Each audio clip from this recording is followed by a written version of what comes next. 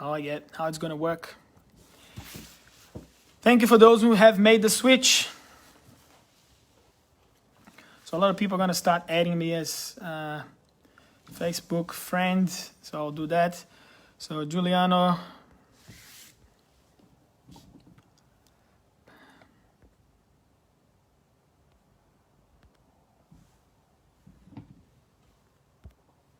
So bring a friend in. So I can add Hanan, I can add Benny, I can add Sean. Giuliano, yours is not appearing as I'm able to add as of yet. So I can add Alex, I can add Andre, I can add Andy, I can add a lot of people to my Facebook. Just waiting for you, Giuliano.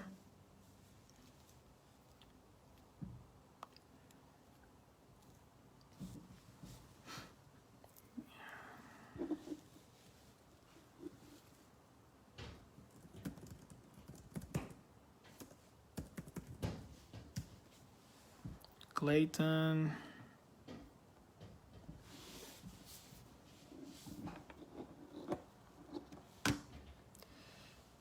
Jeanette. Reese. So these are the people that I can add. Talita, Danny, Reese. Allow views to request to join as a guest.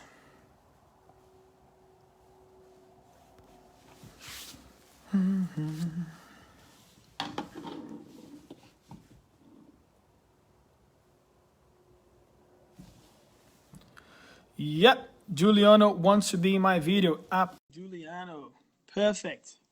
So happy now. I'm even gonna drink water now. Got a bit nervous. Connecting. Oh yeah, there he is. Finally. Oh my God. What a saga.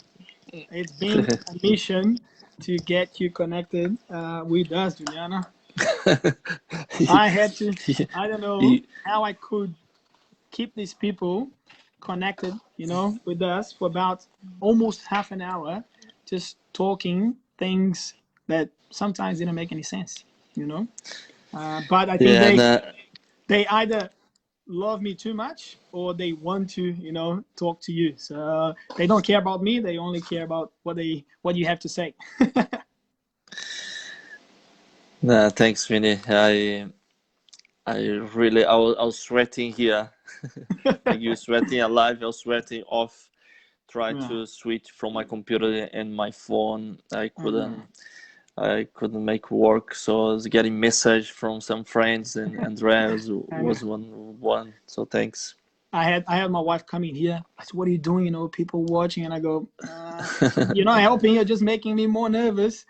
So building up the numbers now. I think the highest we've got was 69 people. We already reached 50.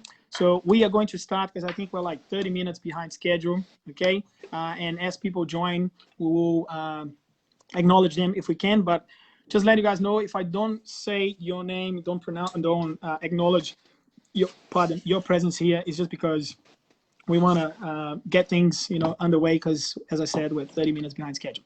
All right, so first of all, Giuliano, it's a pleasure to have you here. You're not just a great coach, you are a great friend of mine, and that person that gave me the opportunity of a lifetime, which was to be involved with the Kurukuru. So when we spoke about organizing the live broadcast, I did not hesitate, because I think it's good for people to understand and know a little bit of what we went and go through with the team. You went with them, and I'm going through now at the moment. People talk about, they're like a great team.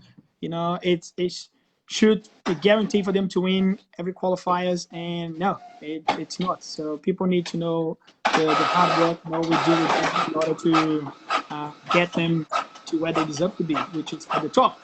So let's start talking about, actually, if you have anything to say before we start, I'm going to ask the first question to you, the first topic, and I want you to elaborate on that. But if you want to say anything before we start, please feel free.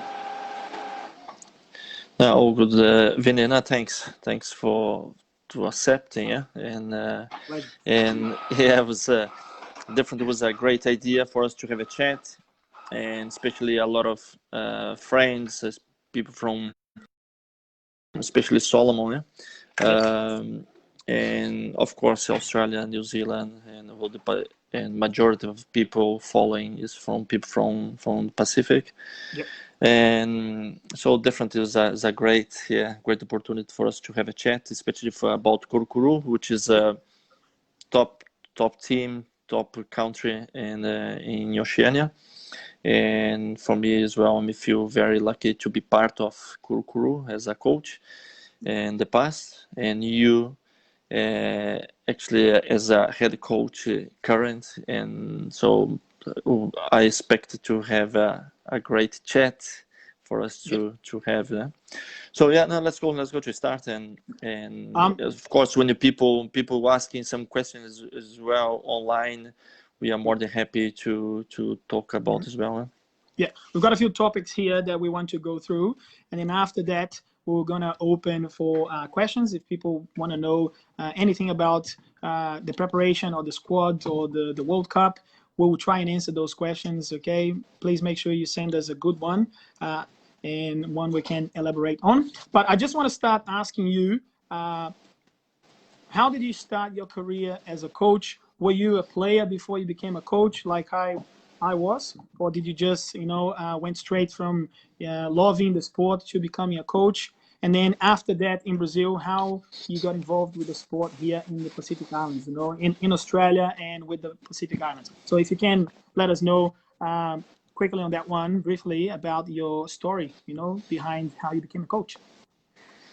Yeah, as a Brazilian, most of Brazilian people play football or futsal, and yeah, I grew up playing both sports. But Mhm. I went to in professional way. I went to football, and until my 20 years old, and then I went to university. That moment in Brazil, yeah, especially at that time, um, you like with the 19, 20 years old, yeah, you need to be a professional. At moment is, yeah, 16, 17, they already have a lot of players. They do the transition to a professional groups. Yeah. That time was 19, 20. Um, so then I play a lot of football in professional clubs, and then I start to do my university, and then I decided to follow that career. As soon as I start university, then I be invited to be a teacher at schools and get involved with the education Yeah. part in Brazil, and then until start working in professional clubs over there. Yeah, I was very young. With 22, I was already working in professional futsal club in South Brazil, where I'm from. Yep. And then football after 2 years. And in 2011, a friend invited me to come to New Zealand to develop futsal. Yeah. So then I came to New Zealand in 2011, and but before that, Vinny, was since I started my career as a coach in 2003. So until 2011, it was 8 years working in professional clubs. So it was a great experience, passing with a lot of coaches, Mhm. and it was for me as a in plus doing my degree. It was a great experience in that period. So I came to New Zealand.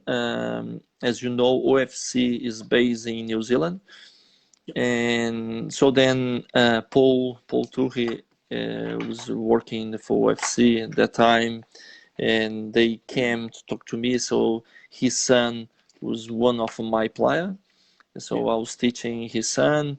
Then he came to talk to me about the opportunity in 2011 going to Solomon, go to Honiara to prepare the national team for 2 weeks before go to the World Cup in 2012. So this was my first So hang on, contact. I'm just gonna stop you there. So you had 2 weeks to prepare them for the World Cup or for the qualifiers? Not for the World Cup. They already qualified. They had the coach. Qualified. They had all the managers already. They had the players. And they had the squad ready to go. They just needed a coach. Yeah, they had a coach. It was Dixon Cadal was the head coach, but they call a technical advisor side of the country that could give a help in different areas, not just in technical, tactical aspect, but in different areas of the management. Mm-hmm. And so I went there for 2 weeks, and that time it was just to work with the national team, specifically on the court. And then after 2 weeks, when imagine that for a Brazilian, after 2 weeks, they invite me.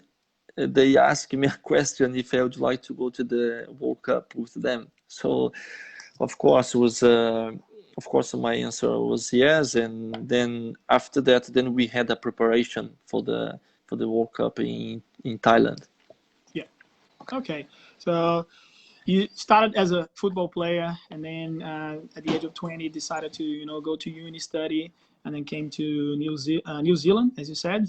I think your wife is from New Zealand as well. You married a New Zealand, woman, and then you got involved in the team. So that's perfect. You already answered my second question, which was how was the preparation for the 2012 World Cup? As you just answered that, you only had 2 weeks to prepare for the World Cup. And talking about that World Cup, you guys had 3 games. Yeah? So you just played the group stage games, and I think you made history. You mentioned you only had 2 weeks, but you and the coaching staff made history with the Solomon Islands when you guys got your first win. I think it was 4-2 against Guatemala. Is that correct? Yeah, it's correct. So tell us quickly about the 3 games. Who did you guys verse, and what were the scores, if you remember? Yeah, no, I came to New Zealand to, I don't know about you. We'll talk a little bit as well about your beginning of your career, and but I came to New Zealand for futsal and for English. Yeah, so I learned because the language and about the preparation. So we went to Australia. We had a friendly game against Australia in Brisbane. After that, we went to Spain, and we had 3 friendly games, two friendly games against professional clubs, and 1 against the national team. Wow. So how did you guys go against Spain? Was interesting thing when it was the first time Solomon Kurkuru we used power player against a professional club in Spain. So it was a very interesting moment. Yeah. And then the last game we played against Spain, so we lost 9-0.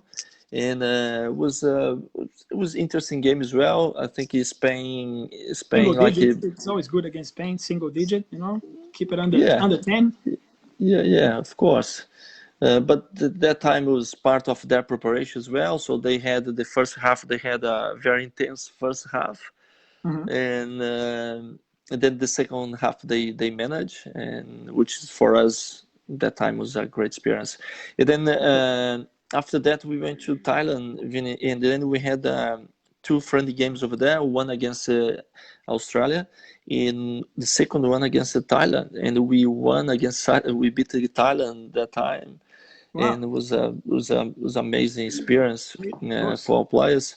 And then World Cup starts. We got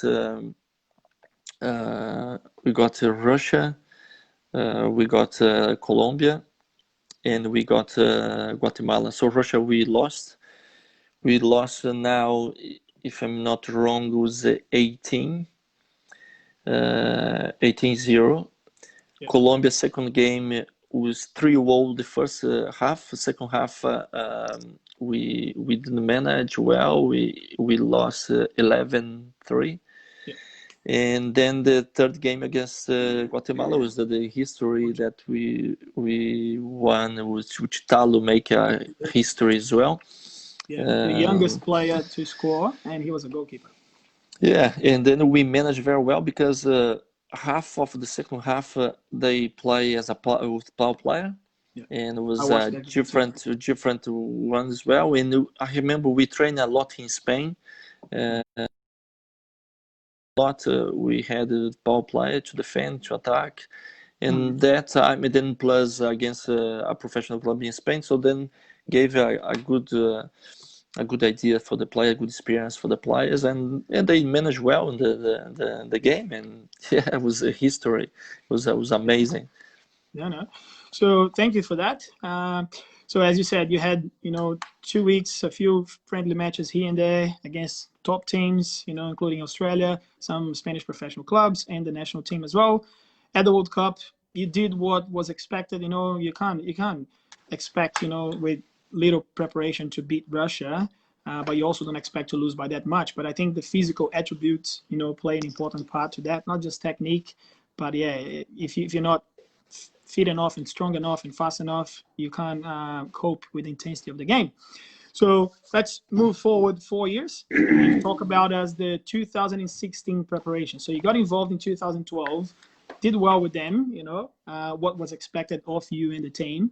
And then in 2016, you were appointed as the head coach. So you went from technical advisor to the head coach of the Solomon Island national team.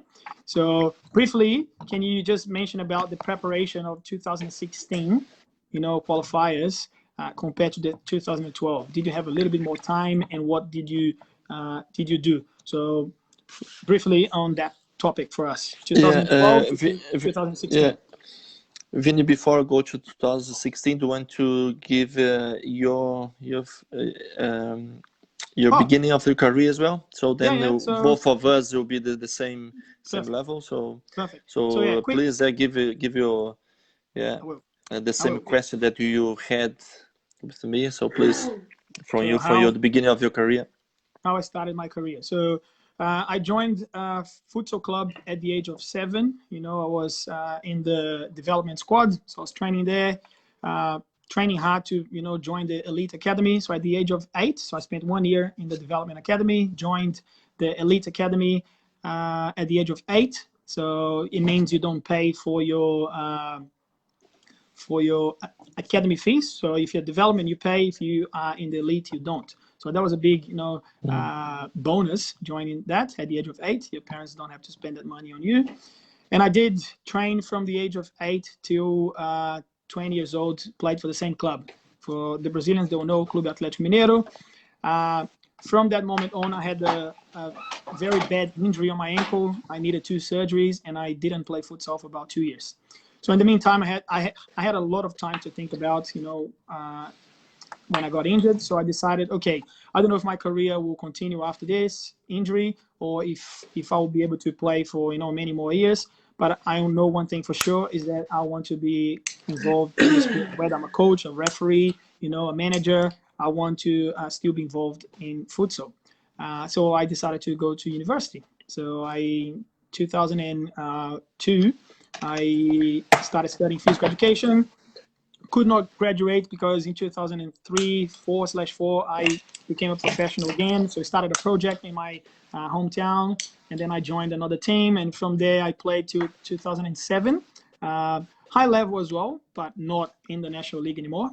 And then I decided to come to Australia in 2010, apologies, to learn English. So I was like, yeah, I'll come here, learn some English, play some futsal. And I got here, I was shocked with the reality. There's no futsal. Such a rich country, that loved football, not as much now as they used to. Or actually, they love more now than they used to. And then, so here I am. I find myself 10 years later running my own academy, and thanks to you, we'll talk about that. I'm now the head coach of the Solomon Island national team. So I could not have asked for a better journey to get to where I am. It hasn't been easy. People would think, oh, it was too easy. You got there, coached a few kids, and was offered the position. But I think it's a combination. So people say you're very lucky. Let me define luck, okay, to all of you guys. Luck is the equation of opportunity versus preparation. Okay, if you have the opportunity and you're not prepared, you will fail. But if you don't have the opportunity and you are prepared, you don't know what's going to happen. So be prepared because the opportunity might come and you will achieve what you want. Okay, so as I said, it's a preparation of it's a combination, sorry, of opportunity and preparation. I think the opportunity came with you, and luckily and through my competence, I was prepared. Imagine if I wasn't, I would have failed and I wouldn't have become the coach. So that's pretty much it. Let's move on to the preparations now. So we try and shorten our answers because we got another, 7 questions here, and we're going to open up to the public. So preparation from 2012 to 16. What were the main differences? Okay, you had more time, more tours. What did you do? Yeah, it changed a lot because I went to Solomon. Yeah, I went to live in Honiara, so there's a big difference. So that time I was living in Australia in 2013 to 2015. In 2015, I got an offer to go to Solomon in August from Yoshi Sato. Yes. So then we decided to go to Solomon, and next year, 2016, in August next year, in August, almost September. So then SIF invited me. We had the agreement, and for me to be a head coach for the national team for Kurukuru. So then we had a 3-month preparation, but then the difference because I was there. Yeah. But it was a different moment in Solomon that time because they didn't have a league. Most of the players after 2012 they stopped. So that time we didn't have a national team. So then I start to select the players I knew, and I tried to select the most experienced players we had. So I didn't care at the beginning. I didn't care about fitness at all. So I spoke with the You went after players. experience. You went after experience. That's it, because we didn't have a national team at that moment, a competitive team. So we thought, okay, let's go to talk with the players first, the players I know, and see if they want to keep going and play or not, and give them one more chance. So then all the players I ask, I invite the players. So then I make a group of 20, 22 players. So then we started. Yeah, we started. I had some trials, but open trials. But then I knew most of the players, so it was easier for me in some ways. Yeah. And then we had the preparation, so we had the 3 months to prepare. So then to put the experienced players and prepare them well in fitness, in physical way, in technical and tactical way. Yeah? Because I knew as soon when they get well fitness, the experience they already there, so they could perform well for the qualifiers.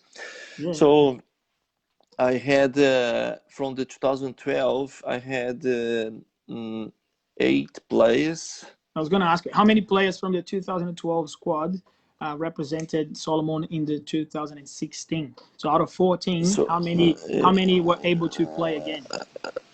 yeah, Do I you remember? had. Yeah, hang on. I put here on the paper for us to discuss because I had 10 players. From the previous campaign? 10 So players. so 4 players did not feature in the 2016 World Cup. So I invited 10 players from the previous World Cup, plus Jack Whitney, so they had the World Cup experience already. Francis Lafay, Yep. which I he was remember him. your assistant coach. So My Francis assistant already coach. had Yep. experience. And then, so 12. So then I had the Robert Laua, not Yep. great experience in futsal, but a great experience in beach soccer, Overseas. in Yeah. the Football and beach overseas soccer. experience. So, yeah, so 13 experienced players. And the last one was Alwyn Hall, which is your Yeah. play that you have now is pretty, which are in good level at the moment. Yeah. Yeah. So See. it was my 14 players. Yeah. Um, I remember that because you invited me to be part of the coaching staff as a goalkeeper trainer in the 2016 squad. So yeah, I just didn't know how you put that team together because when you invited me to join in, you had already selected that team. So I went there simply, to help as much as I could, whether I was a ball boy, a water boy, washing the uniforms. I didn't care.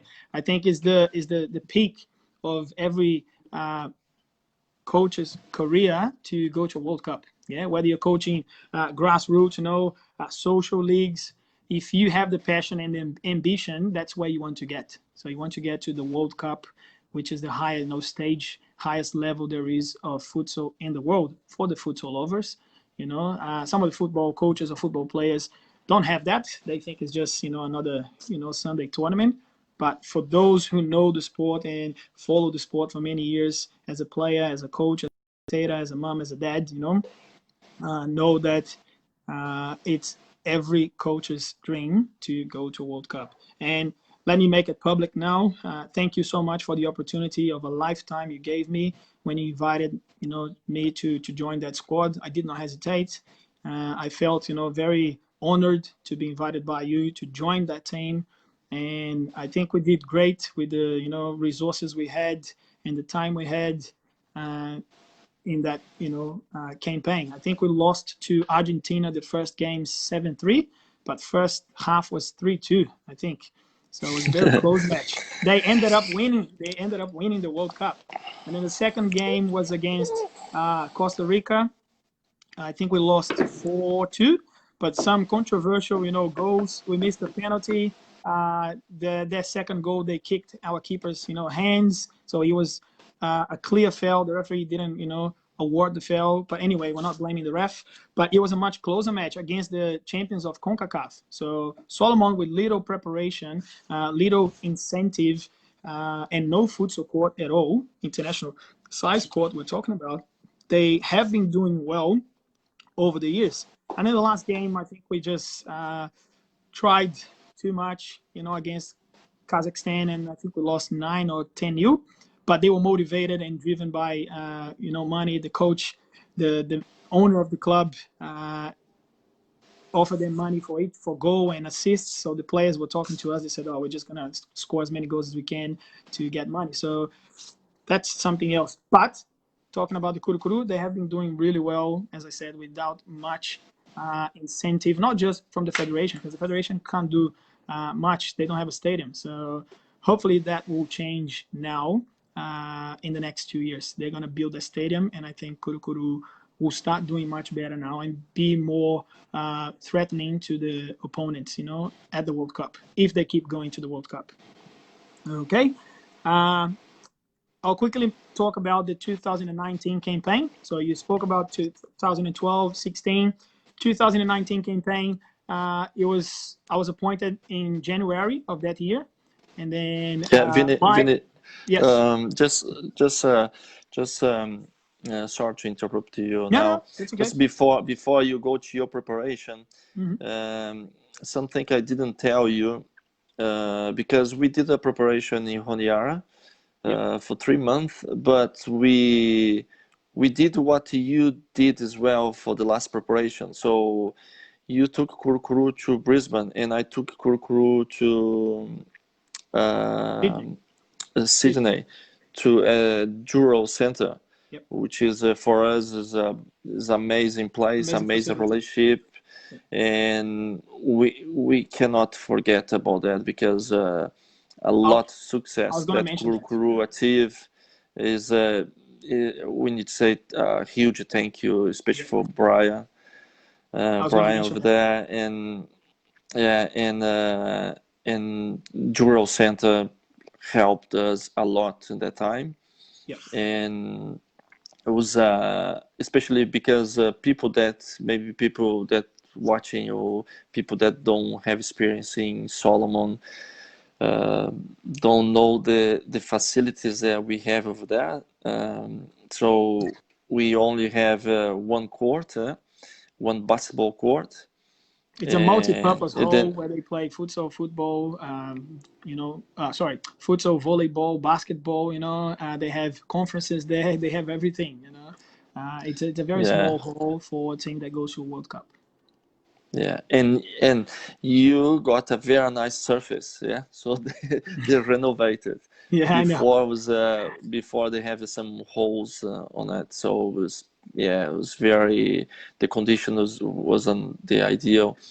So then Yep. Juro is a big, Helps. it's Big help. huge help for us, yeah. Yeah. So So sorry, yeah, yeah, but yeah, no, keep no, no. going for your No. Thank preparation you for then. that. I was going to mention about Drew. So in 2019 January, I was appointed as a coach. I said yes, of course. Who wouldn't have said no? Maybe a crazy coach or somebody that think they're not capable of. So I became the coach, and my preparation was a little bit different than yours. My contact with the team was a little bit different than yours. You're living there, so on a daily basis, you probably saw the players. You're living the culture there. Mine was completely different. I was in Australia. Solomon was in Honiara. So my preparation was based on training camps. So I didn't have 3 months to prepare them. I had blocks of 14 days with them. So I went into the school holidays of term one. I went to Honiara, spent 2 weeks there. That was my first contact with the team. Agolo to join me as the strength and conditioning coach. I don't think I could do what you did with them by yourself as a physical educator. I don't have that knowledge, and I don't have the experience as well. So I just said, no, I need to bring in Alex Agolo, and he did a fantastic job. So Alex, we owe you a lot. So 14 days in Honiara, training twice a day, mornings and afternoons, 6 days a week. And then I returned to Australia. They stayed over there, and I was sending the programs over via messenger to Francis Lafay. He was, a former player, became the assistant coach. So he was executing the training plans every day with them. I was getting feedback, from him, and then asking, him what were the setbacks in each session, or what were the difficulties the players were finding in the sessions. We're trying to increase the level of difficulty, change that. And then I was lucky that Steve supported, a lot the way they could. They came to Australia twice, to Lismore, stayed, in my place, this very own place here. It's a big shed. They all stayed in here, 17 of them. And then they returned to Honiara, came back again to Sydney, to Drew, Drew Church, or the center. Brian has done a phenomenal job over the many years with them, and we need to thank them. So at Drew, we spent 14 days as well. We played against Australia twice, and the results were 4-3 loss. We're leading the game 3-1 till the last, 3-4 minutes. I think we relaxed a little bit. We got complacent. I think we got excited that we're winning, that we, slept through the last 4 minutes, and then they, won the game. And then the next day, a controversial result, 3-2, but we scored a goal. Actually, the ball went in by more than, a ball length. But the ref, I think the shot was too quick. I don't blame the ref. But deep inside, we knew that we drew that game. So that was our preparation. We wanted to do a training camp in Japan, but, we didn't have the funds. And then we went straight to New Caledonia. And then that was where the qualifiers were held. And then we, if you want to know more about, the journey till the qualification to the World Cup, you can go on YouTube and watch the games. But yeah, we won every game. Thrilling game against New Zealand in the final, coming down from 4-2 to equalize in the very last 20 seconds of the game, taking the game to extra time, leading, 5-4, conceding the fifth goal, and penalty shootouts. We beat them 2-1. So, and then now we're going to the World Cup. So big step for me from going from the goalkeeper coach to the head coach, and now going to a World Cup. So yeah, I've been very lucky. I had the opportunity and I was prepared. I could have had the opportunity and not be prepared, or vice versa. But I think both, came together, and all thanks to you, Juliana. So thank you so much. I'll probably thank you another 15 times during this live broadcast, because yes, that changed my life. A lot of people started respecting futsal more in Australia, especially in my region. Oh, this guy that talks about futsal and coach here, he's a World Cup coach now, so, or a national, team coach. So that changed a lot positively for me and the business, the Just Futsal Academy as well. But I couldn't have achieved that without your belief. You believed in me and gave me the opportunity of a lifetime. So thank you so much. No, don't worry, Vinny. You deserved, and I wish you all the best for the next years. I wish we could work together. You join me as my assistant coach. Hopefully, I can invite you to do that. Let's see, if we can make that happen. But people to understand that I didn't take your spot. Okay, things happened, and then you moved on to a different team. You went to Tahiti, and then from there you went to New Caledonia. You're coaching them at the qualifiers. We versed each other. By the way, you're doing a phenomenal job with them. You had little, time with them, and you guys almost made it into the final. I wish our path, crossed in that grand final, but things didn't happen the way we wanted and we planned. But next qualifiers or next tournament, we'll be able to hopefully be in the grand final together, or at least as close to a grand final. Okay. Are we done on that subject? 2012, 16, and 19 now? Just quickly, from the 2016 to the 2019 squad, I kept 8 players. Okay, so I brought in another 6 players. So the squad needs to be renewed. Yeah, so a lot of players are changing their priorities. They want to study. They want to have a life in Sydney or Brisbane. Following different paths. They want to do football, beach soccer. So I recycled the squad, maintaining, keeping the experienced players, and then bringing in fresh blood. This process had to happen eventually, and it's going to happen again to the next World Cup. The gold generation is getting older, and the new generation, hopefully the stadium will be built. Solomon will be a powerhouse, not just in the Pacific Islands, within the Pacific Islands. They can cause some damage in the world scenario. So we'll talk about that later as well. We got a few questions here, like how did you connect with the players and the community as a coach? I think you can briefly give us a minute about that. How was living there? Good, players respected you? Did they treat you like a god? Because people don't know, in Solomon or Solomon Islands, they say they are the Brazilians of Oceania. Yes, not just for the talent that they have, but for the passion. Okay, I keep telling people here in Australia, if Australia had the passion that the Solomons have, they would be a much bigger nation in football and futsal. Okay, they have everything here, but they don't have the passion, and that's something you can't coach, you can't teach, you can't give it to them. It has to come from within. But in the other hand, if Solomon had the infrastructure that Australian has, look at the facilities here. The kids have access to the best shoes, best court, best balls, best equipment. If Solomon had that, then they would be a much bigger nation. And I think change is underway in Solomon with the build of the new stadium. So hopefully we'll see Solomon producing much better players that can become professional players. That's another question that we're going to talk about that. So quickly talk about how I was living there as a coach and as a local. Okay, quickly here with your family. So were they living there or not? Here we go. Yeah, all the stuff you are saying, Vinny, is part of the process and development. Yeah, especially for you, for me, that we know Solomon, the reality of Solomon, and talking about living over there. I was there almost 3 years, so it was a long time, and it was amazing. It was an amazing experience. The connection with the players was very nice. very powerful connection. Respect me a lot. We never had any problems. Always when you had the problems, we open up for everyone, share with everyone, and like family. It was a big connection. I think I talked to you about that before, because our culture in Brazil, and still a lot of places in Brazil, we can recognize the Honiara, uh, because facilities, the passion for the sport, kids playing everywhere, no shoes or with the shoes on.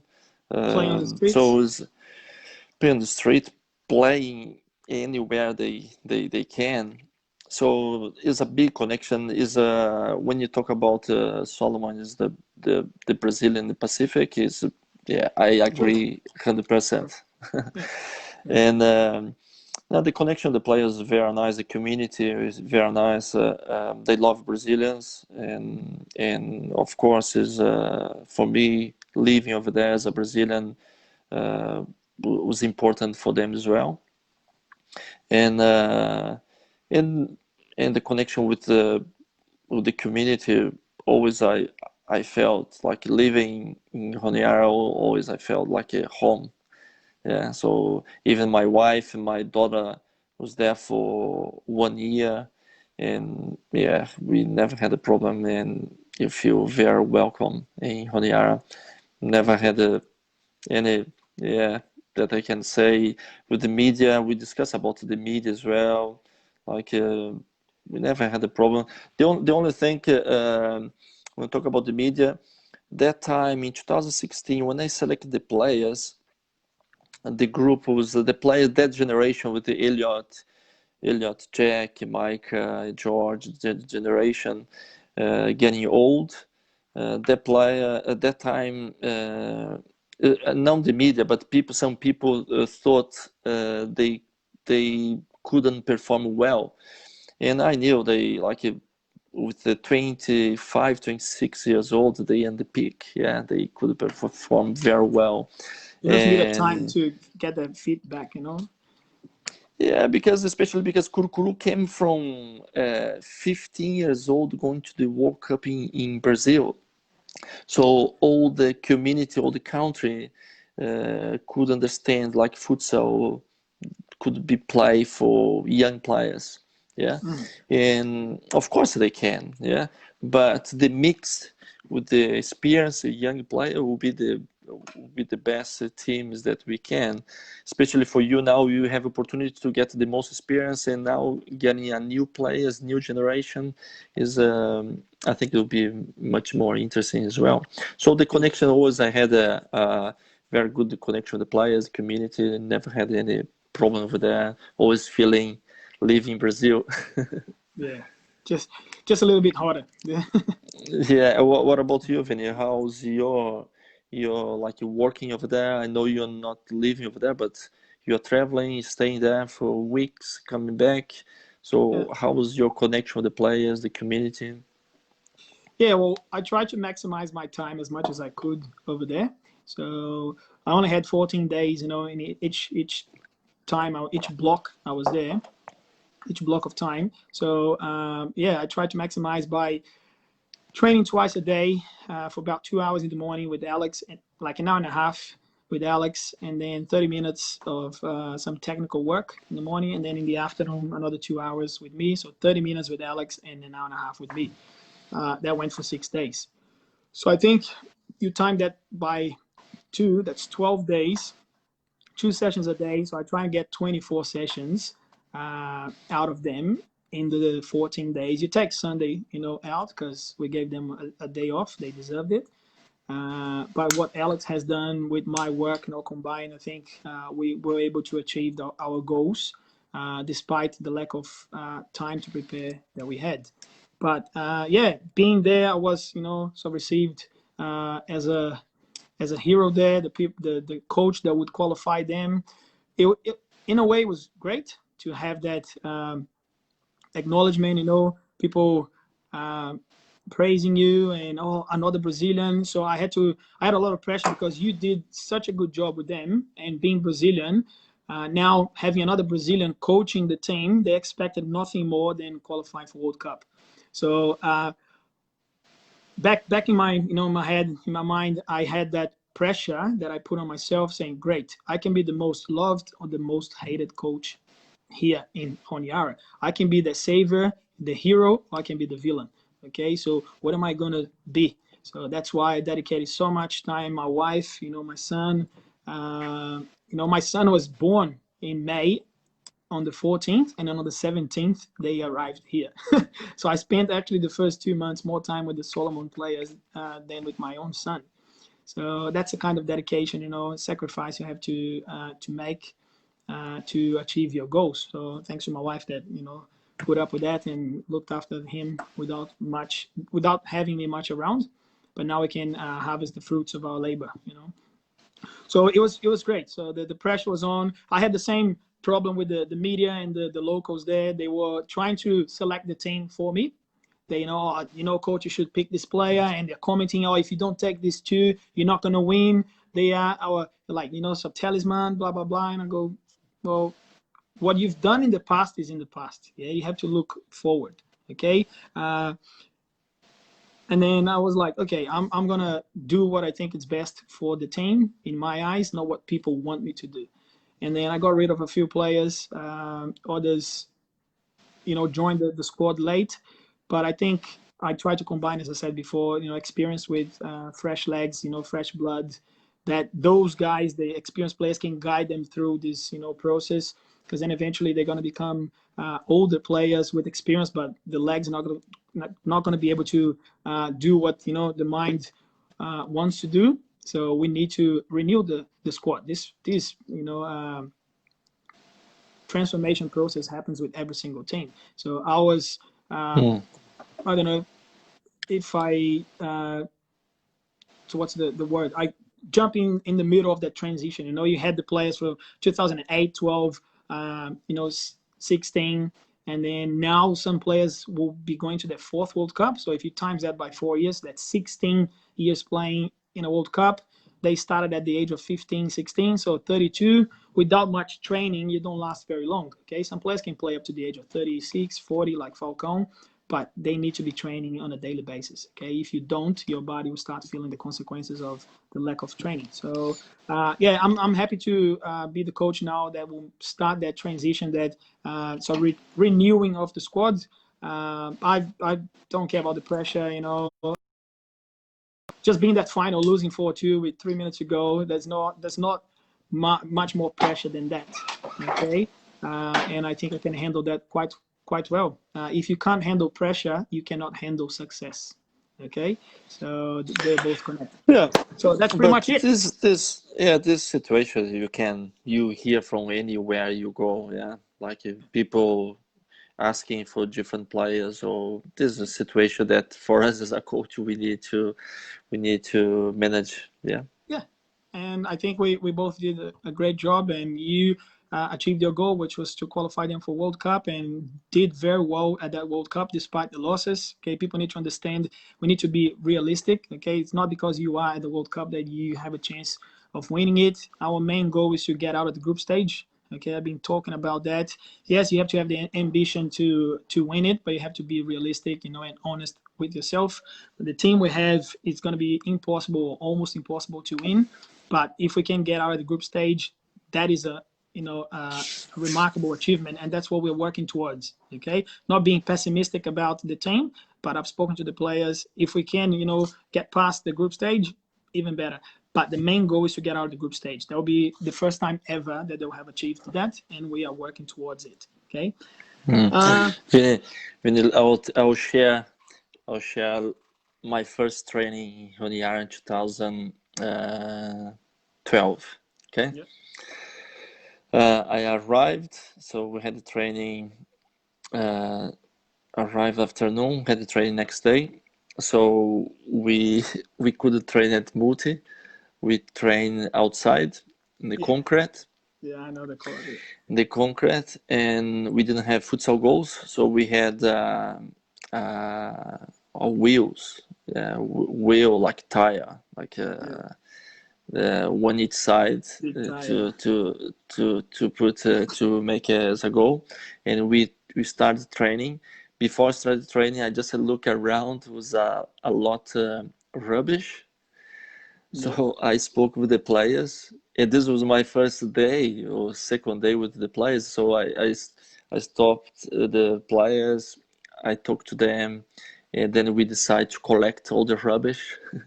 So we collect all the rubbish around the court before we started training, which was amazing experience. The players did like a very well. They accepted and they did very well, and then we start to build a good connection from that. But yeah, some things that I would like to share, because sometimes people don't realize they don't.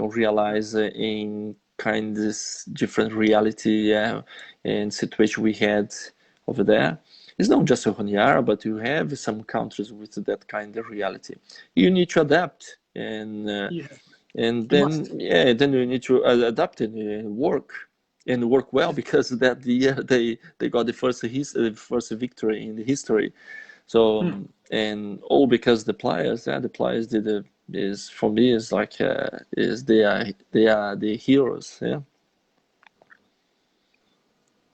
Yeah, no, thank you for that. Yeah, so people don't realize, what the eyes can't see, the heart doesn't feel. So we felt a lot of love for the team. I think our coaching role goes beyond just throwing cones and bibs, to players and telling them what to do.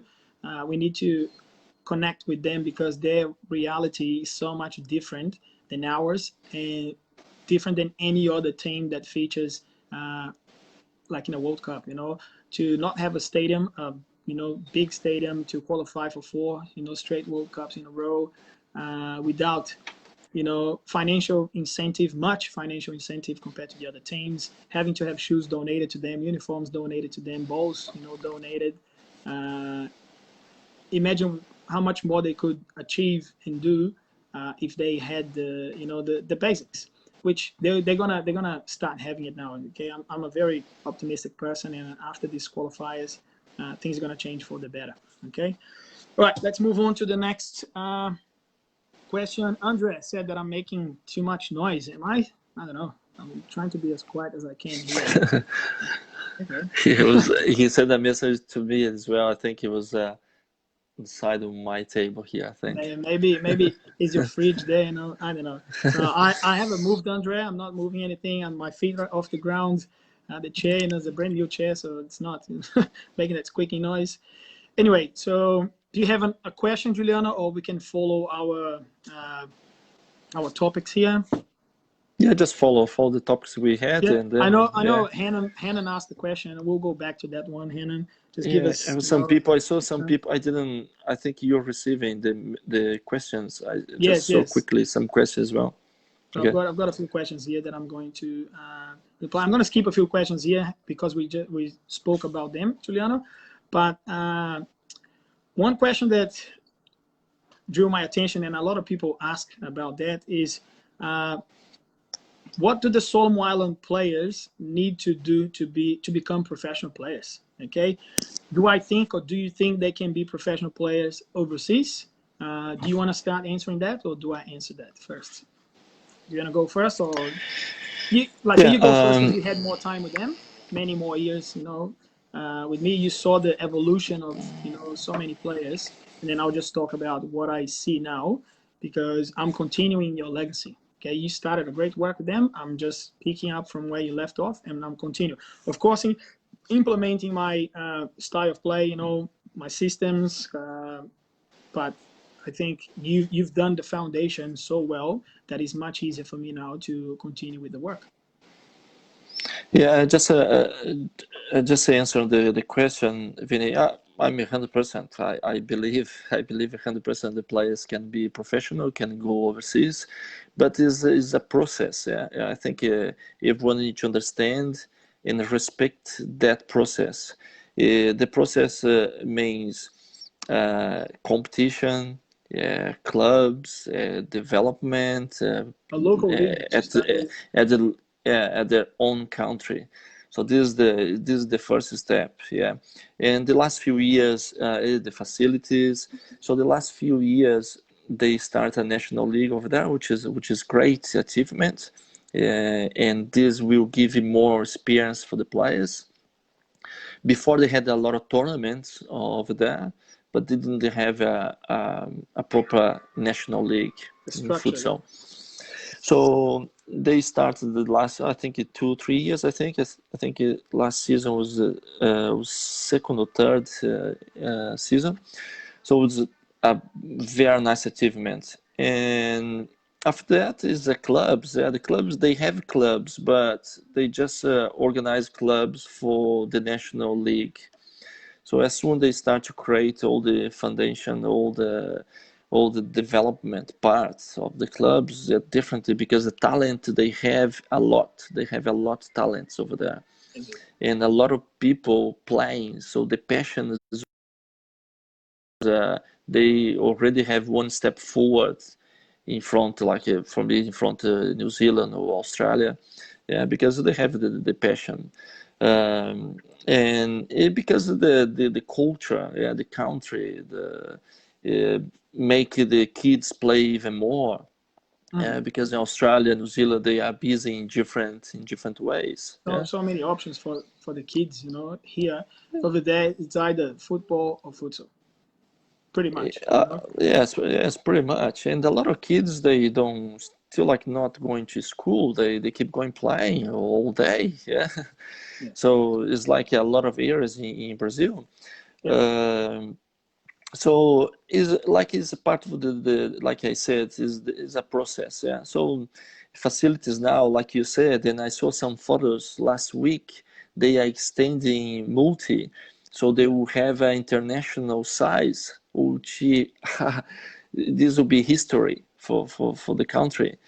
So yeah, international size, competition, yeah, clubs development.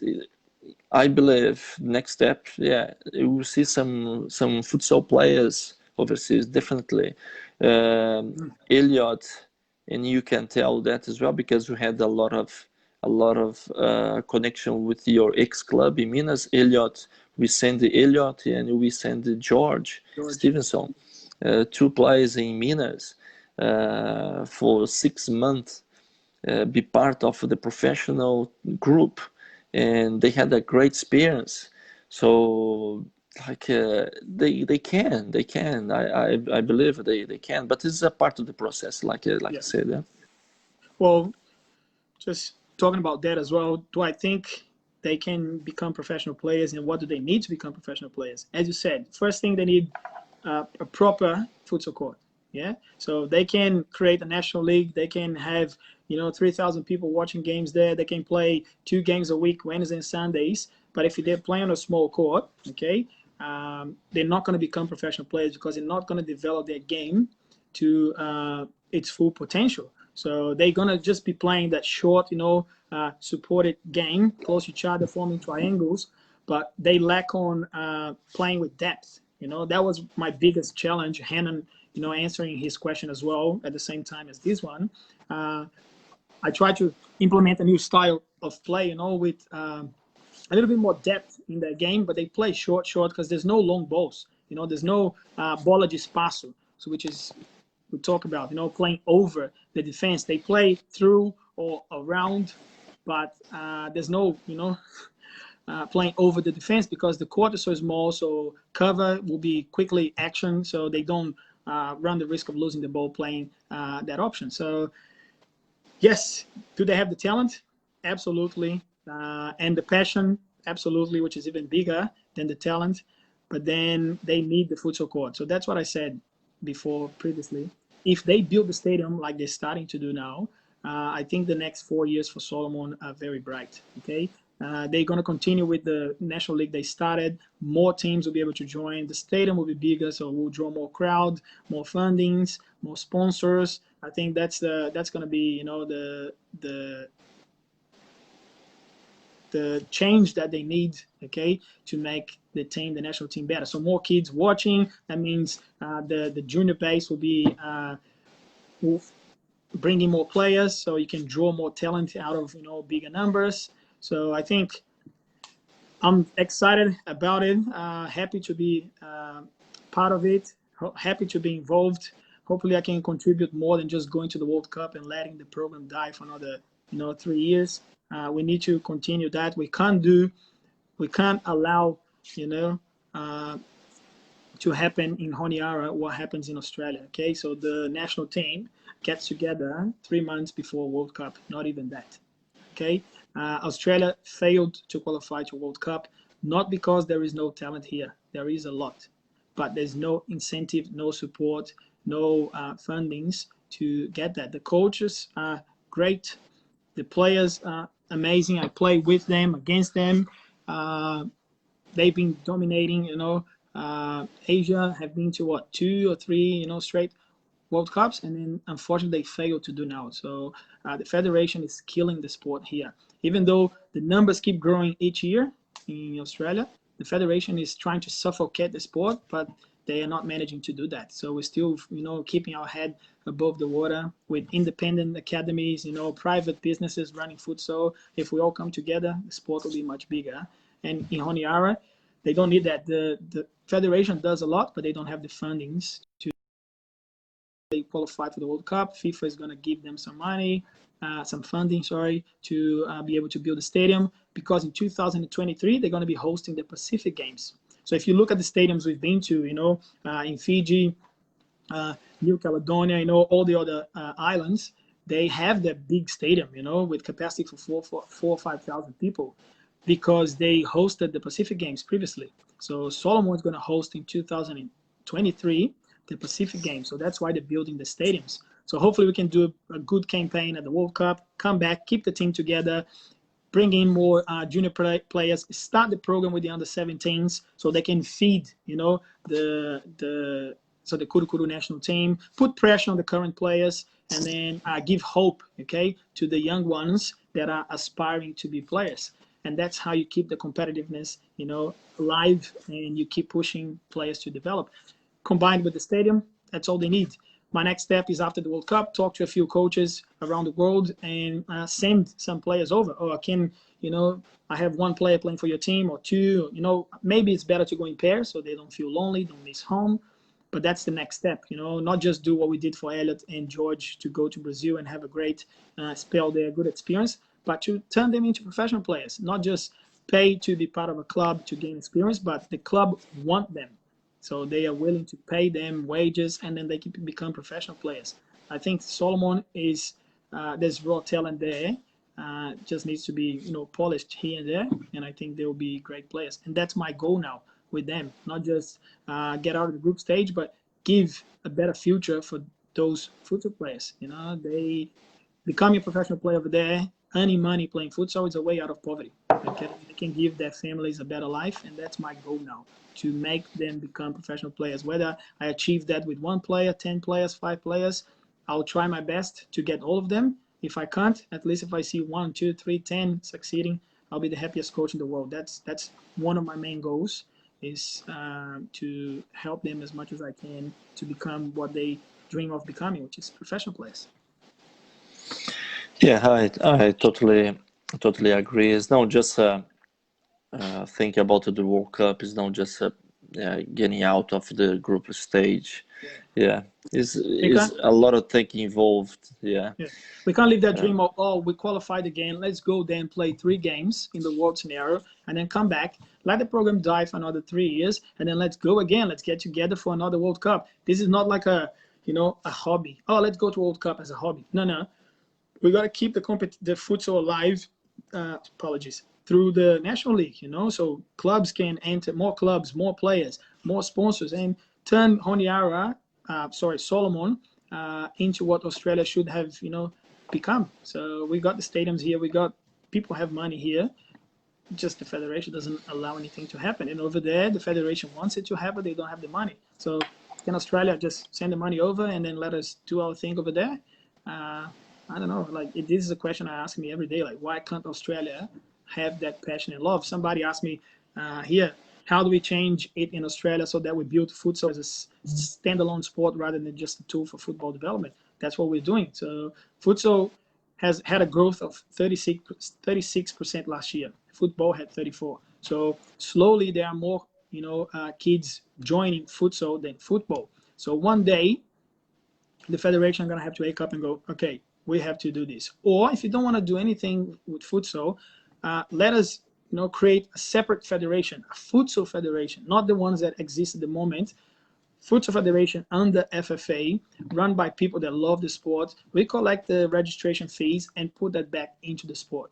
Okay, what happens at the moment is everybody pays their registration fees to the federation. They put back into football. Little goes back to futsal, more goes back to football. So that's why we can't grow as a sport. So it starts with separating. Okay, Sean, separate from FFA, create a separate futsal federation that is futsal driven, and then we can start growing the sport here.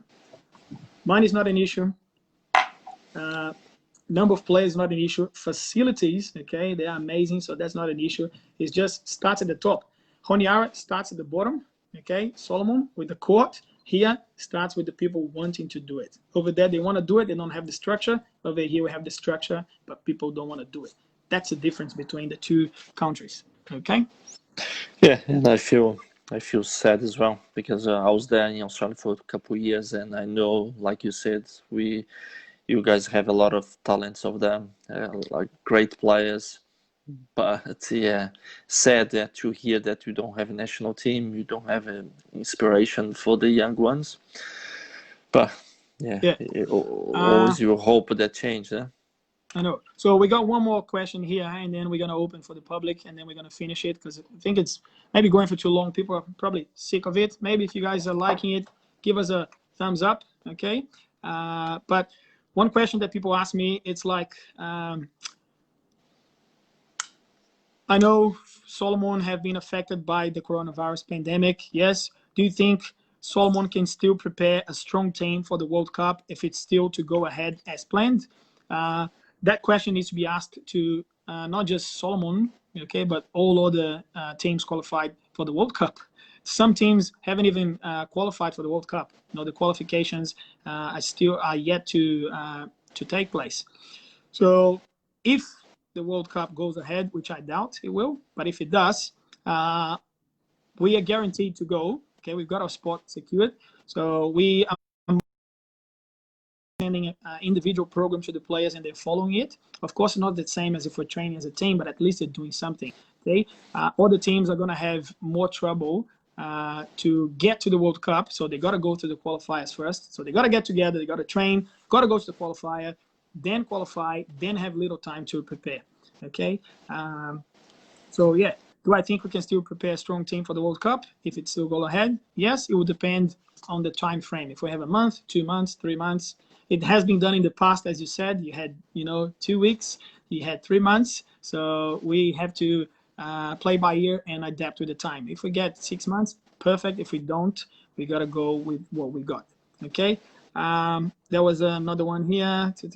Postpone. If World Cup canceled, how will you keep up fitness for the team? As I said, you're training individually there. It's not the same as training together, but at least it's something. It is happening with every football club around the world.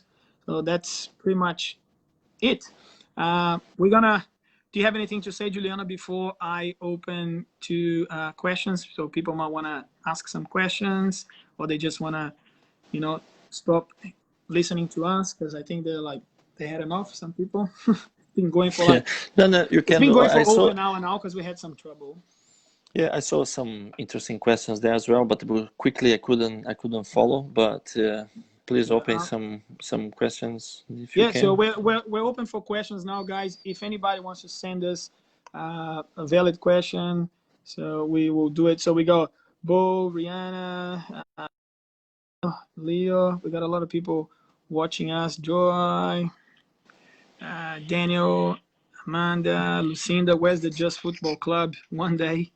It's hard to. Vinny, I think is Lucinda. Lucinda. Yeah, Lucinda. Twice twice. I think we could do a project. Yeah. So I will, if you have a room over there, I'll be going to. What's the name of your place again? So where I live. Yeah. Yeah, we say Lismore, which is the bigger area here. So Okay. We can create a football club. Then we have a football and futsal.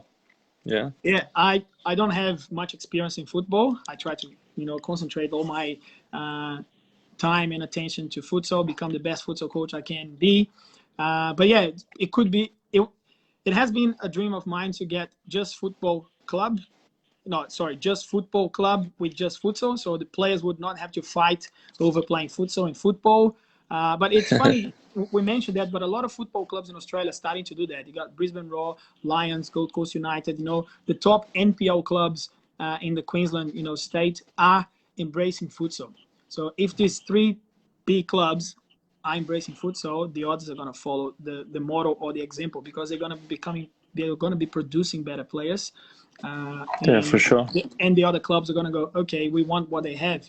We want to be as good as them. And I think the things are changing for the better in Australia. It's a slow process, but at least we're moving forward. Yeah, we're not stationary. We're not going backwards. I think slowly, with a lot of work, persistence from myself and every other coach that's watching this live, we're going to get there. Yeah, whether the federation supports it or not, we're going to get there.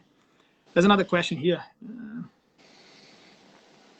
If Kurukuru, by Nick Day, if Kurukuru were based full-time in Australia, living and training full-time, would they be more successful or would this interfere with their passion and culture? Vic, is that just the team preparing or leading up for the World Cup or just completely moving the team over here? I couldn't have a double meaning this question, but if we had, for example, 6 months to prepare in Australia, it would be great to get training on a big court, the access to the amazing facilities, but we would need opponents. We would need, high-level teams. We can't play against Australia because now they don't have a team because they didn't qualify, so the program is dead or put on hold. I think the best option for us now is to train in Honiara, bring them over to Australia and get an overseas tour. So we're trying to go to Kuwait, we're trying to go to Thailand, we're trying to go to Japan, and Europe before the World Cup to try and get as many games as we can under our belt, experience under our belt before we go. So we want to get at least 10 high-level games before we go. So Australia could be an option for training, but not for games because there's a few good teams here, but if we didn't have the pandemic, they would be mostly playing football. In Melbourne, they've got some great teams, Sydney as well. But then you'd have to talk to federation, and players would have to maybe give up football to play the game. So it's just more complex than it seems. But anyway, that's a good question. Thank you. Any questions, people? We are going home. Hang on. Andy sent one. Andy is online watching. Yeah, Andy. Do you teach simple, effective systems and plays at the World Cup level or try to match the other countries' systems? Do you want to answer that or do you want me to answer that? Simple, effective systems. Yeah, first, for me, first I need to know my group, my players, for me to be able to build a system, to my play style, see if you're gonna work or not. For example, for me, with the Kurukuru in 2012, I had only 2 weeks, like I said before, 2 weeks to prepare. Definitely, I need to go to the basics first. 2016 was different. It was a little bit longer with them, so I could work with more different in different aspects with Kurukuru 2016. So it's all depend, and it's all depend the time you have, the group you have. Yeah. Again, if you don't have a group with a lot of experience, and you don't have the time, it's not much. Like, you need to teach the simple things. You need to get in the basics, and then be prepared. Yeah. Oh, I think every coach has their own style, of play that they identify with. Okay, some coaches like to like high pressing, others half court, blah blah blah. But with Kurukuru, I definitely introduced more advanced, attacking systems, patterns, because they're like a high-level team, and we're not talking about playing, on a Sunday league. We're talking about World Cup, so you'd be versing Brazil, Argentina, Russia, all the Spain, all the top teams in the world. So you can't go there with limited options to attack. So yes, you have to introduce more complex systems than you would introduce here to your juniors or to a state team that goes to state titles or even the national league, because the players there, despite not having a big stadium, they've got a lot of experience, sometimes more than the players here, because they're like constantly playing. They're not thrown together 3 months before that. So yes, I did implement more advanced systems to try and neutralize, not attacking and defensive systems, to try and neutralize or minimize the damage of when a team was attacking us, and also to in attack to penetrate compact defenses. How do I break the first line? Are they playing with two or three lines of defense? Are they defending so the Y shape, which New Zealand did that to us? I was watching that game, so I already had worked with the players, in case they defend that way. How do we counter that? How do we get past that defense? How do we, neutralize that? So over the years, I've acquired a lot of knowledge. I'm far from being the best coach I can be, but I've studied hard, and over the years, as I said, I acquired knowledge from the best coaches in Brazil. We can't go there to study, but you buy the e-books and you study here, and then you try and apply with your juniors here. Use them as guinea pigs, and it works. They're great. So let's take it to the next level with a better team, a more experienced team. So yes, indeed, it's a very good question, but you can't go there with basics. Just 2-2. So formation with the parallel and diagonal pattern, no, that doesn't happen. Okay, you got to introduce curtains, overlappings, change the ball from one sector to the other, creating the overlap. Bola de tempo, which is come and attack the ball to shoot. Like there's more set plays, set pieces. It can't be that simple when you're going to a World Cup. Otherwise, you get smashed 18, 20, 30. Okay. But start with your attack first, because attacking patterns, because it takes a little bit more time to work on that, and then you go and switch to the defensive system. So that's what I did with that. Okay. Any more questions? Hang on. So a lot of people are saying hi to us. Okay, so Simon, is it possible to have a Solomon Islands futsal club based and playing in the top league in Australia? Do you think this will help improve our players' adaptation to a competitive competition? Yes, we could have. An idea I had in the past was to, when futsal starts in September, Sydney, have them all over there for about, the season lasts 10 weeks, I think. Then they could be playing in the Sydney Premier League, or even in Melbourne. But Melbourne, they play on a small court, so that wouldn't suit what we're trying to achieve. Playing international size court, playing on a small court, that wouldn't be good for them, even though the level's pretty high. But now, so Sydney would be an option. If we had time, bring the team over. They would play for 10 weeks in Sydney against the Premier League teams. Then the federation would have to authorize that. The clubs would have to authorize, because I know you have to enter all juniors, but then it would be so expensive to bring them all here. We're talking just about the national team. Come here and play. I think that could be a valid option. So thank you for your question, Simon. But Simon talk about as a club, Vinny, or the national team? I think he's talking about as a club. It's talking about a club. So as I said, you'd have to bring the players over. They'll have to live here.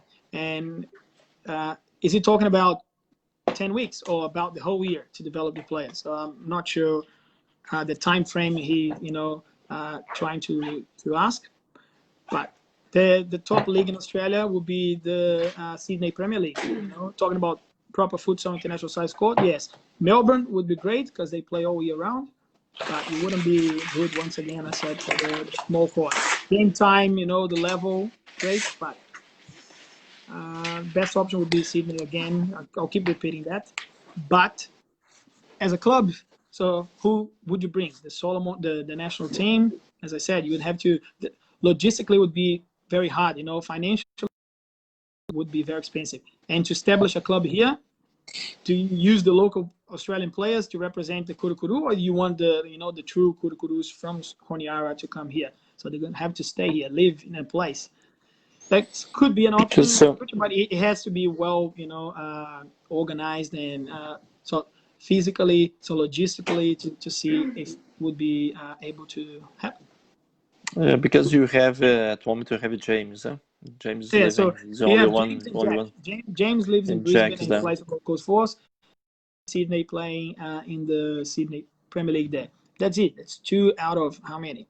They're trying to keep up their fitness and still be connected to futsal.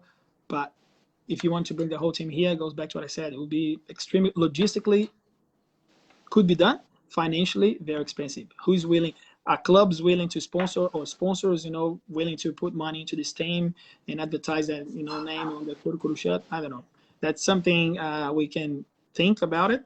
But as I said, financially, it's going to be very, very, very hard.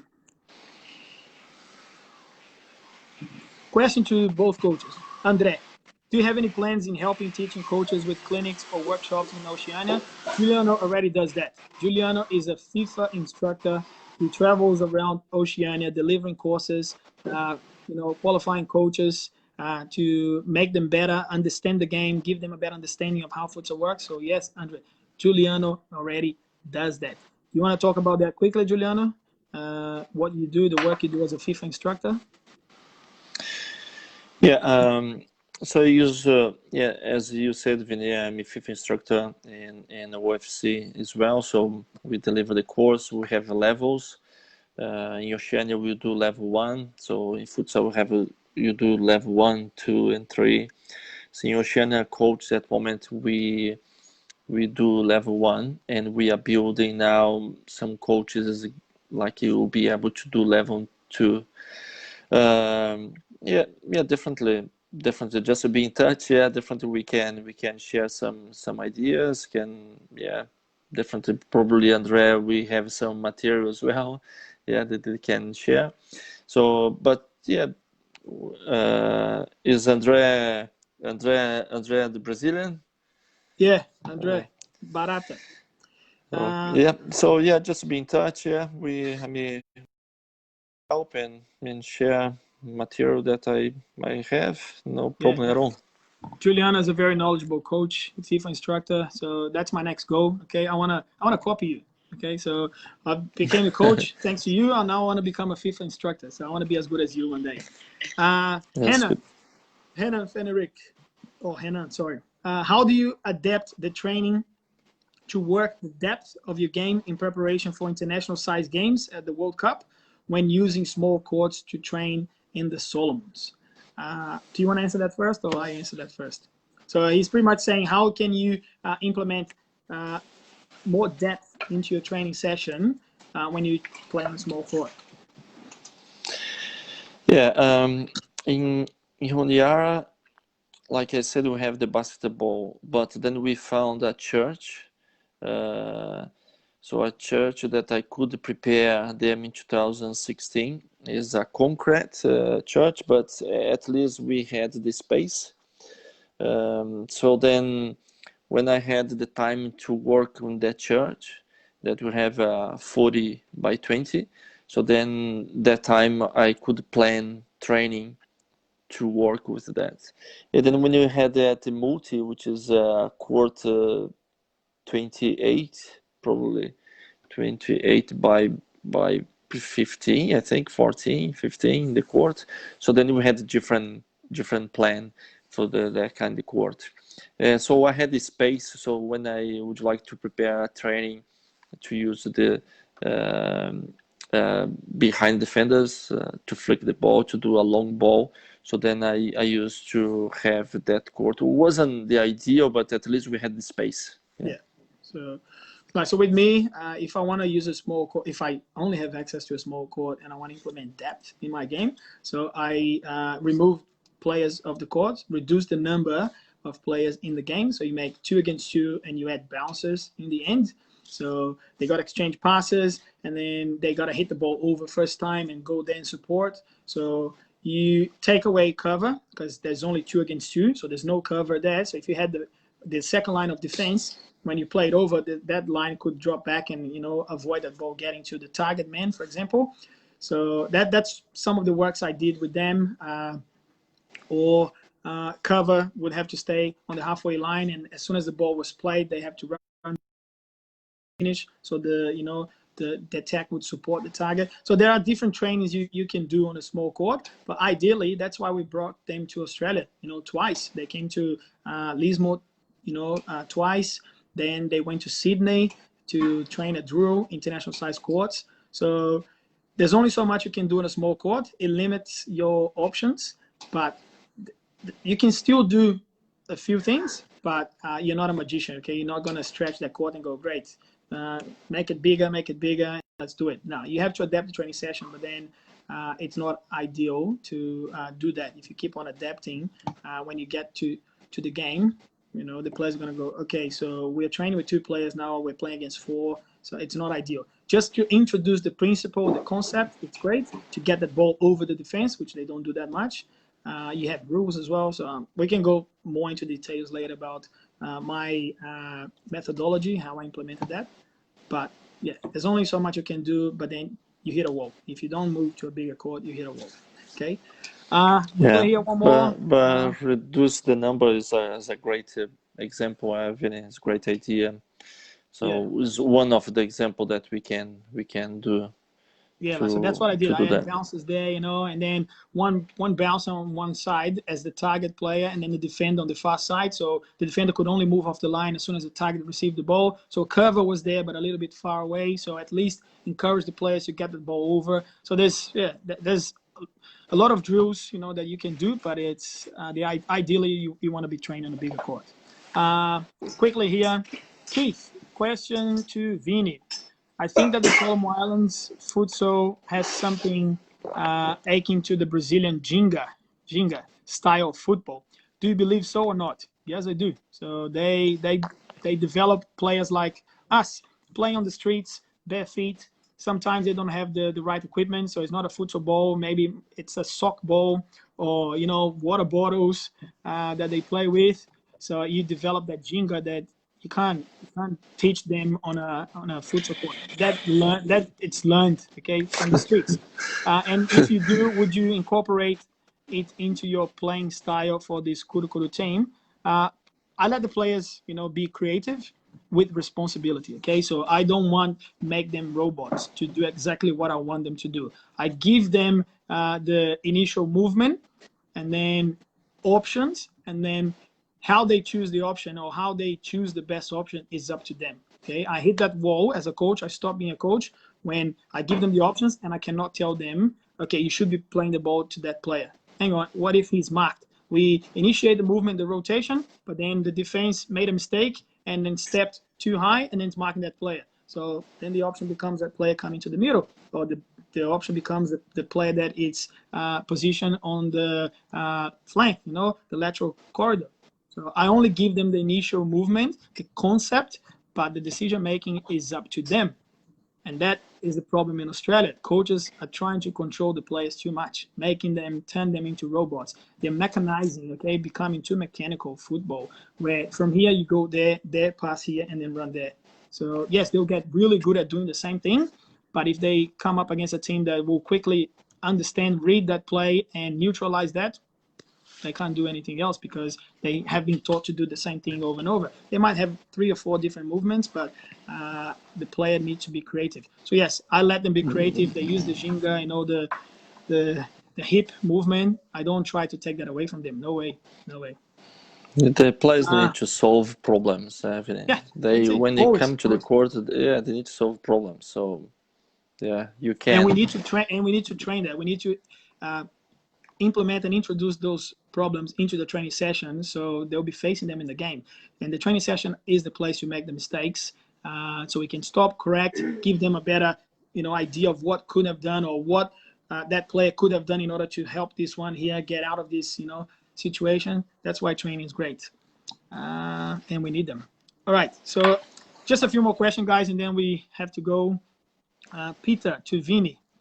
Any plans so far for the team to resume activity trainings despite the ongoing COVID-19 threats and uncertainty? The Solomon Islands government support for the World Cup campaign.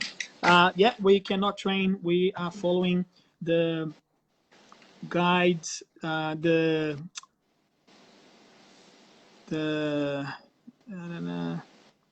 advice of the health, organs that tell us what we can do, what we can't do. In Australia, everything is stopped, slowly getting back into its feet. But we don't have any dates set for when we're going to resume.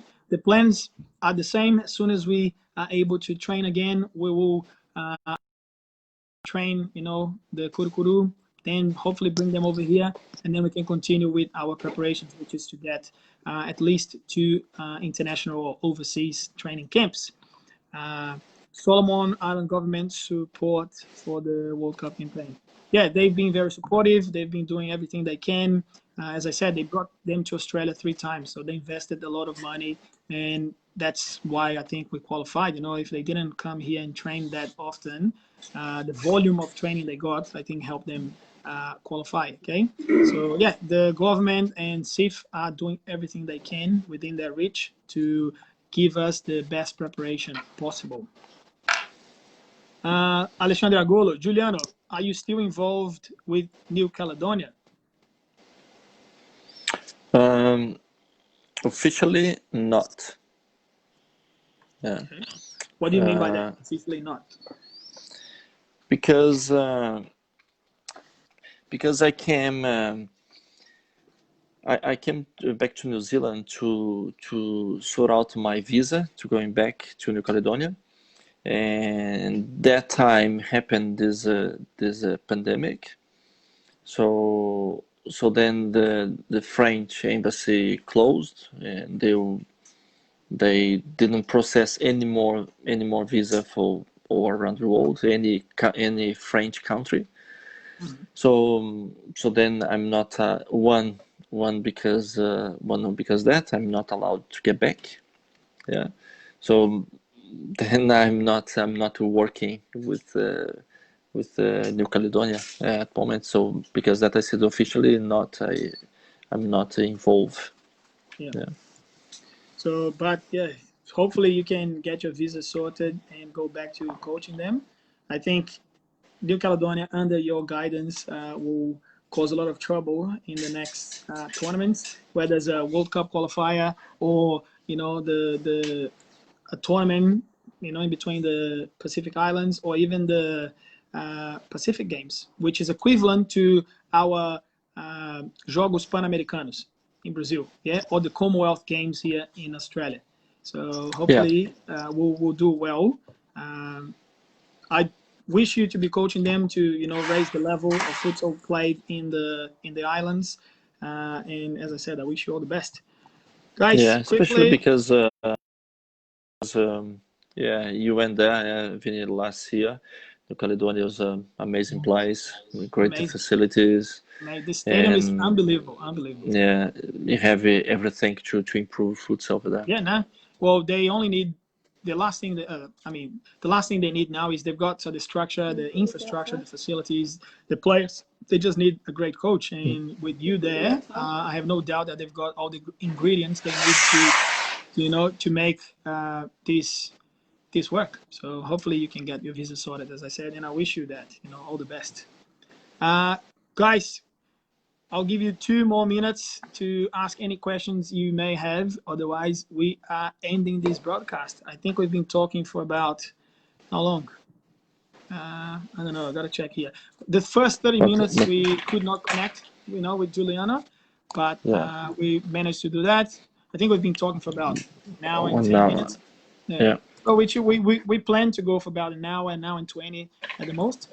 But I just want to say thank you to everybody that watched, till the end. So if you started this live broadcast and is here with us till now. I know Andre, I know Henan, a few others. Sorry if I don't mention your name, but it's been great, talking to a great friend of mine, a great coach, my mentor, the guy that helped me become a better coach, watching you coach and watching you lead that team in the 2016 World Cup. It was a big jump in my career, coaching from, a local academy in Australia to a national team. So it was a big responsibility that I embraced, and I learned from it. I made a few mistakes along the way, but mistakes are there to make you a better, person. Thank you, Simon, for sharing the page there. Ali, thank you all for watching. I should start mentioning names here. Amanda, Edward, Zane, Theo, Cropthorne, Daniel, Tina, Anna, Ricardo, Pacheco. Oh, long time no see you. Luisa, Peter, yeah, so many. Julia, Tony, James, Keith, Leonardo, Kathleen, Lewis, Andy. Oh, there's so many. Guys, I think the highest number we got here was 73. So that's, to be honest, pretty good. I've been watching some lives where the numbers go up to 25, 30, 35. Guys here with us, till now. It has been amazing. Apologies for the first 30 minutes, with the connection. I was learning how to do it, so next time I won't have an issue with that. We're going to save you guys 30 minutes. But yeah, people don't have any more questions. Parramatta Blues, the club, just joined us now. Unfortunately, we are at the end of our live broadcast. Any questions? You still got 45 seconds. Otherwise, I'll let Juliano go. Anything you have to say, Juliano? I know I spoke a lot, so it's your turn now. Give us the final, considerations. Thank you again for joining me in this live broadcast. I think the live will still like 24 hours. Will be on Facebook or Facebook. I can save it and share it. Okay, if I delete it, nobody can access it. But I can save it, which I'll do it. Hopefully, I'll press the right button. I'll save it and then I'll share it so people can still watch it. Yeah, no, all good. Now, Vinny, thank you for the chat, and for me as well, it's a pleasure to have a chat with you. And we are doing that because not just because of our experience with Solomon, but for the Solomon community as well, to share some stories, share our ideas, especially both of us came from the same country. Yeah. And for me, it was a pleasure to talk to you. So thank you again for everyone that's been watching us, and send some question. Please send some private question, yeah, if you need. And for me, like we could keep going talking for hours. Yeah. Yeah, we could. And people know I like to talk, so I could talk till midnight. My wife would come here and just pull me out of the shed and say, "Dad, stop it! Don't do it." Yeah. Okay. Next time, then I will talk more, Vinny. I'll talk more because I will tell you that now it's my turn. Stop it. Yeah. As I said, so for people that are watching, once again, I'm continuing, Juliano's legacy, changing a few things here and there, but we keeping, the development you have started with them and gave them so much knowledge and so much understanding about the game. It made my life, so much easier to make them better players. Okay, if I didn't pick up from where you left off, I wouldn't have the time to work on everything.